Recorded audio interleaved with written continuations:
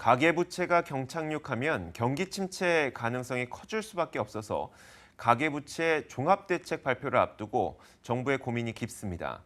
하지만 미국의 금리 인상으로 1,400조 원의 가계부채가 당장 부실해질 수 있는 우려가 있는 만큼 연착륙의 방안을 찾기도 쉽지 않습니다. 이민재 기자입니다.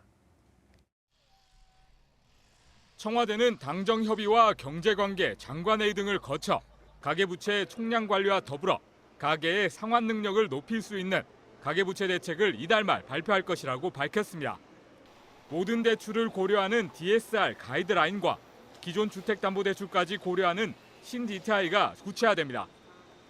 또 DSR 산정에서 재산보다 근로소득을 더 반영해 대출 한도를 줄일 계획입니다.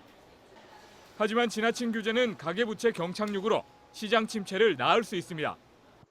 가계부채는 물론 이제 축소되는 방향으로 가는 것이 맞는데 급격하게 축소가 되는 것은 상당히 경제에 안 좋으니까 가계부채 대책도 이런 단순히 국내적 요인만 고려할 것이 아니고 해외에서 들어오는 충격들 이런 것들을 고려하면서 정부는 연착륙을 위한 대안을 찾고 있지만 미국의 금리 인상으로 가계부채가 급격하게 부실해질 수 있기 때문에 이마저 쉽지 않습니다. 지난 6월 말 금융사들의 가계부채 총액은 1,439조 원입니다.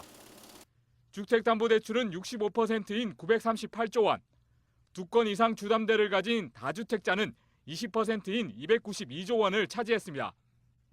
다주택자의 연소득은 최대 6천만 원 수준인 반면 부채 규모는 2억 2천만 원 수준입니다.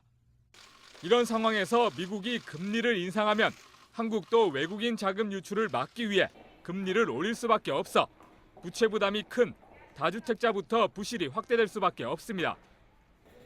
파리 대책의 여파를 파악하기 위해 2차례나 발표가 연기된 가계부채 종합대책. 해외발 리스크까지 겹친 상황에서 보다 정교한 가계부채 대책이 나와야 한다고 전문가들은 입을 모읍니다. 머니투데이 방송 이민재입니다.